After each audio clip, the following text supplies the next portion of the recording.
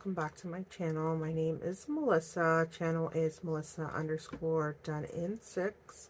You can also find me on Instagram and TikTok by that same name if you're interested. I like to talk about makeup, play in makeup, all that type of stuff. So if that interests you, feel free to subscribe, like, hit the notification bell so whenever I upload you'd be notified. Yeah, thanks. So in today's video, I'm just going to go through how I achieve a full coverage long wear base. I'm going to New York today and I'm going to be spending the whole day out there with my friend. I'm going to the makeup show, which is pretty exciting. And then we're just gonna go get brunch, see a drag show, fun, and just explore. I live pretty close to New York, but I don't go super often. But yeah, I'm just gonna show you how I would do my base makeup so I don't worry about it like wearing off throughout the day, sweating off. And I do wear glasses, so I will show like tips and tricks I use so it doesn't look terrible where your glasses sit. So I've already done my skincare and it's been done for about like half an hour already, but I'm gonna start priming. First primer I'm gonna go in with is the Bobbi Brown Vitamin Enriched Face Base. This is like sort of like a lotion primer. So I'm gonna really focus this around areas I have acne that tend to get drier, and a little bit under the eye because this area tends to be drier. So that's primarily where I'm going to be focusing this primer.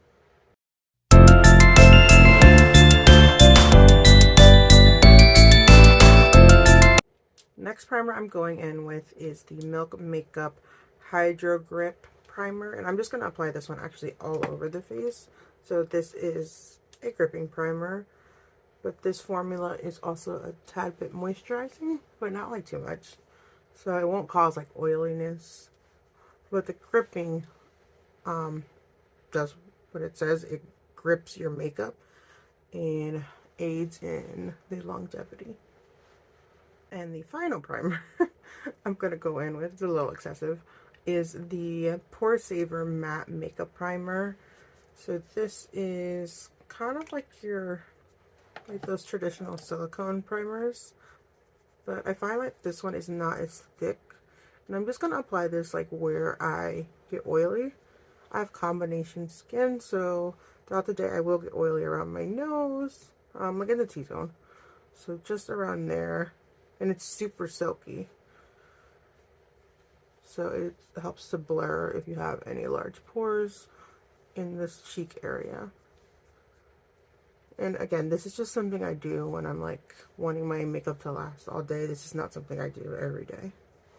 So first I'm going to do a little bit of color correcting just on the darkness underneath the eye. I'm just going to put it like on the inner corner and just the tiniest bit where I have the most darkness. And this is just to ensure I'm not using a whole bunch of product around the eye area, since, like I said, I do wear glasses, so I try to keep this area minimal. I don't color correct the redness, not in this case, since the foundation I'm going to be using has enough coverage that it'll cover the redness. But if I was going in with a sheer formula, I may go in with like some green to counteract the redness of my acne or the broken capillaries around the nose. And before I go in with foundation, so the key to making your foundation or base makeup last all day are the formulas you use. You want to make sure you're using light layers, and I would recommend using a setting spray throughout the process. So right now all I did was the primer and the color corrector. So I'm going to go ahead and set that down. And this is the Milk, what is this? Pore Eclipse Matte Setting Spray. I haven't used this one yet, but I've heard great things, so hopefully it doesn't fail me today. Normally I use like the Urban Decay All Nighter. It's cult classic. It won't fail you. Alright, so now I'm going to go in with foundation. I am going to use formula that I know performs well and is long lasting. This is the Chanel Ultra Le Teint All Day Comfort Flawless Finish Foundation. I'd say this is like a soft matte foundation, but very skin-like. It's not like a super drying matte. I have mine in the shade BD11. So if you're wanting something long-lasting, I would recommend going either in with like a satin foundation if you are more dry, or a soft matte. And if you're going to be taking a lot of photography, especially flash, avoid any foundations with SPF because that will cause flashback. So those are 2 pumps, and I'm going to just distribute this around the face, mostly concentrating it on the areas I feel I need the most coverage. So around my jawline, a little bit on the cheeks, my nose, and just the tiniest bit around here. So I'm still going to bring coverage on those areas I did apply the foundation, but I'm going to blend it out so there's not as much product in this area, especially under the eyes. I'm just going to blend it out with a brush. You can take a sponge if you like to. And you want to make sure you bring it down the neck so there's no like harsh demarcation line from here to your neck. I'm going to be doing the tiniest bit of contour. I have a very round face, so I don't like to do like heavy contouring because, well, I have a round face. But when I do contouring, I like to sort of envision a diamond. So just to create some angles, I'll add some darkness here. And I know a lot of people say start your contour where you see like the shadow here, but as you can see, that's a little far down. So for a round face, I would probably start it at the top of the cheekbone. Right, so like in this direction. And here I'm going to add some shadow, just creating like straight angular lines.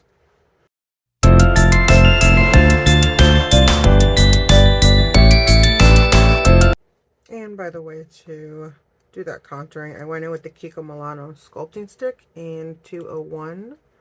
This is a really nice formula. They only have 2 shades, so not much variety. But if you're looking for a contour shade and you're about my skin color, so like fair with neutral undertones, I'd say check this one out. Next, I'm going to be applying concealer, and I'm just going to conceal just a tiny bit under the eye and anywhere I see any redness poking through. And this is the Anastasia Beverly Hills Magic Touch Concealer. I use shade 4. And before I move any further, I'm actually going to take the brush I did my foundation with and just pass it over my whole face. In this way, you can avoid like any harsh contour lines. Just make sure that the concealer is also blended so they just look like seamless. You know, you don't want to have stark contrast. Maybe you do, I don't know, but I don't like that look personally. Again, going in with the setting spray before I sit down with powder. And I'm sorry if I skip any like blending out or if I forget to mention anything. I will list it down below. My issue is I started doing makeup videos like on Instagram and TikTok, so you're limited to like a minute. So I'm used to just like applying product, cutting the camera. But if you need to see like what tools I'm using or what techniques I'm going in with, like let me know and I will film more of that for you. Okay, I'm gonna go in with the One Size setting powder with a little puff and set my whole face. I like this powder because it just makes your skin look very flawless. It's very matte, so if you don't want a matte powder, not for you. It makes it look flawless, airbrushed, and helps the longevity of the foundation. So for blush, I'm going to go in first with a cream, and then I am going to top that off with a powder blush. That way they last longer. So I'm first going to go in with the Honest Beauty Cream Blush in the shade Rose Pink. This is their older packaging, so I should probably update that. And I think Patrick Ta has taught us, like, don't be scared of applying creams over powders. I mean, just make sure you're doing it in, like, light layers. And the cream is not super emollient because it may pick up the foundation. I'm going to set that with the Bare Minerals Bronzer and Kiss of Pink.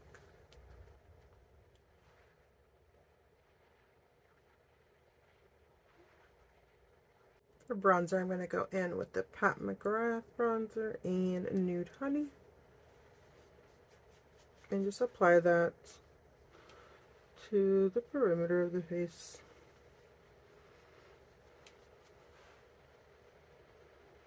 And I don't like to contour my nose, so I just apply a little bit of bronzer. Just so it doesn't get lost in my face.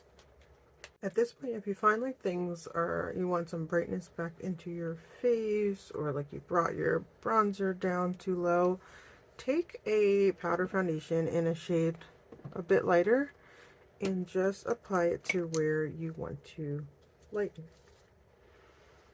So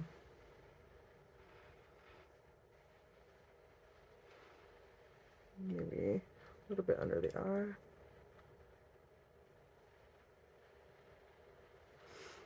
And then I would take a finishing powder, which is not the same as a setting or a powder foundation. It can have the tiniest bit of color, but basically these powders are what they say they are. They're finishing powders. So you just take that and basically like how you would use a transition shade on the lid and just blend everything on your face together, and it just makes everything come together, looks seamless, and depending on the formula, blurs the skin even more. This one is the Chantecaille Perfect Blur Finishing Powder. Then I'm going to add a bit of highlighter to tops of my cheekbones and the bridge of my nose. I'm going to use like a mixture of the gold and white from this Dior Backstage palette.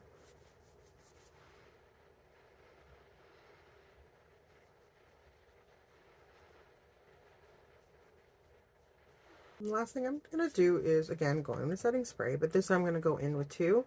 First, I'm going to go in with the MAC Fix Plus, and this is just going to melt all the products together, take away any powderiness you may have from all the powders we used.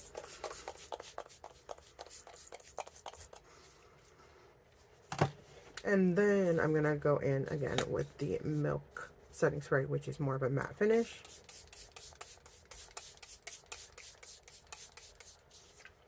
Just let those dry before you proceed to anything else.